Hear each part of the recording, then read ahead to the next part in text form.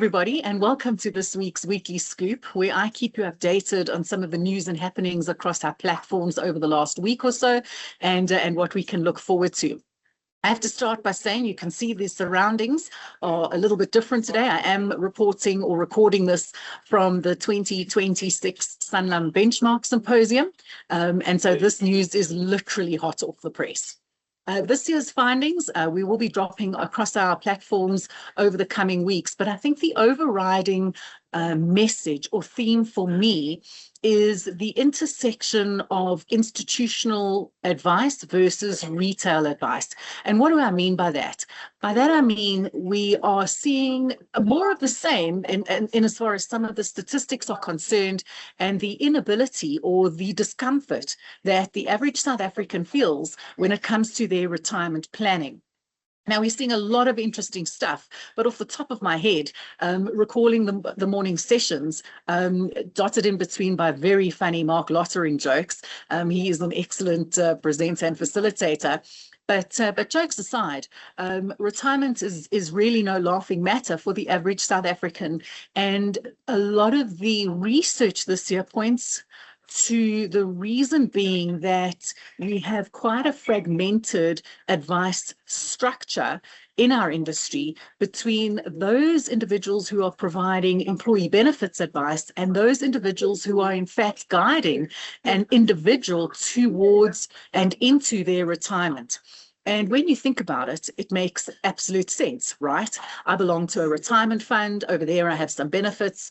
I belong to a retirement annuity, and over there, I have some other benefits. But who is bringing those things together? And just discussing with some of my colleagues and peers around the room during the breaks, the disconnect between institutional and retail advice is becoming more and more apparent. Now, we knew Two-Pot was going to show this up, but I think the surveys and more of the research and insights that are coming out from more than just the Sanlam Benchmark survey is that South Africans are desperately needing financial advice. And I'm going to go more than that and say it boils down really to financial literacy.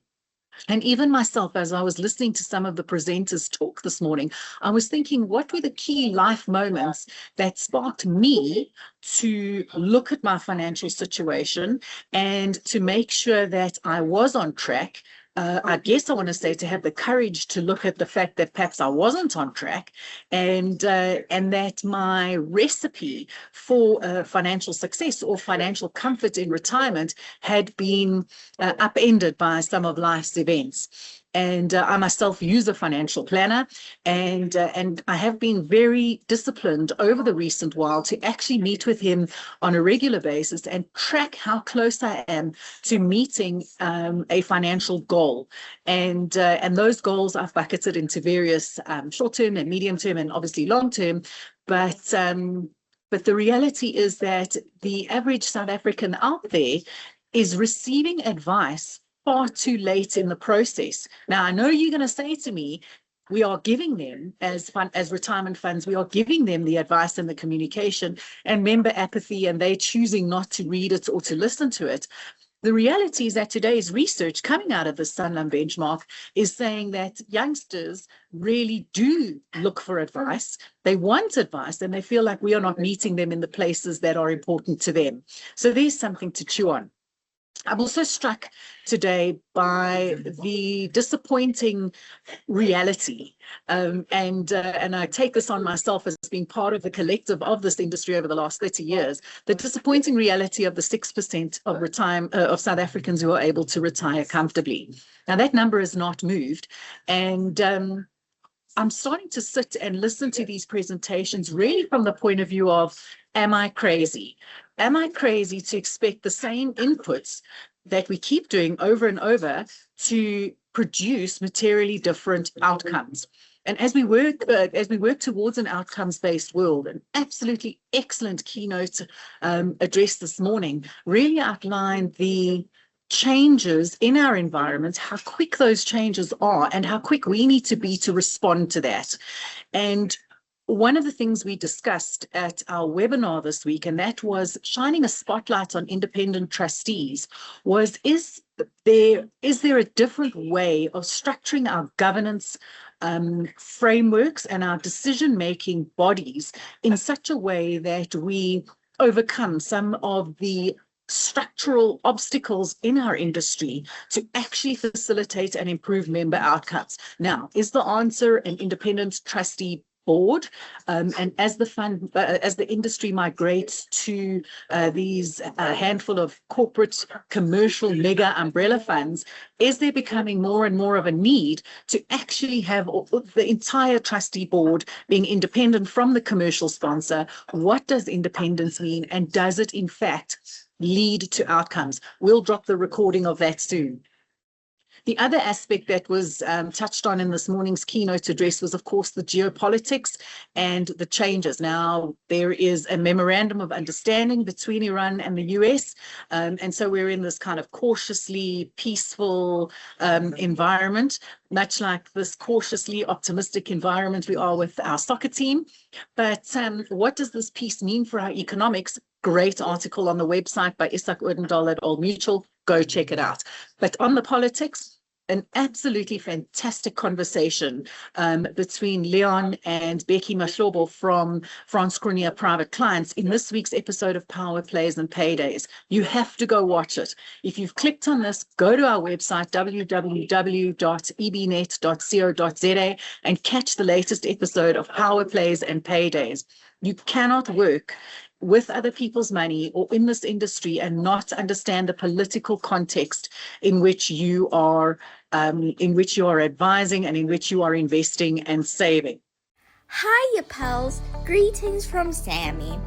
EBNet is proud to bring you top quality content from experts across the financial services industry in South Africa and internationally for free. Your support helps us in doing this. All we ask is that you subscribe to our channel by clicking the subscribe button below, share this video with others you think will benefit from it, and give us a thumbs up if you are enjoying the content. That way you help us help you. Thank you from the team at EBNet. For more great content, please visit www.ebnet.co.za. Ciao, ciao, and bye-bye. So that was one of the awesome things. Another thing linking to advice was our industry insights this week with Wayne Mostert from ASI Wealth, and the, I nearly said power play because that's not, my mind's thinking about power plays and paydays, but the interplay, let's call it that, or the connectedness between financial advice and artificial intelligence. Another concept that has come up at the Sanlam Benchmark event today. So AI is not going to replace financial advisors, and there's a bunch of reasons for that, and I'm not going to spoiler alert that. We'll unpack those in the coming days and weeks across EBNet. But there is an interplay between financial advice and artificial intelligence, and how do we leverage that to deliver the best for our members and our clients? Things like creativity, empathy, how do we build trust? And these are all things that are intensely human and can be leveraged or exponentialized, let's say that, by AI doing the heavy lifting. The research and the insights coming out of Sanlam Benchmark are clear. People need us as advisors to meet them where they are in their worlds, and resonate with them emotionally, financially, and really be a support and a guide and a financial mentor, maybe even a coach, to go back to the Bafana analogy. So there's a lot happening in our industry right now.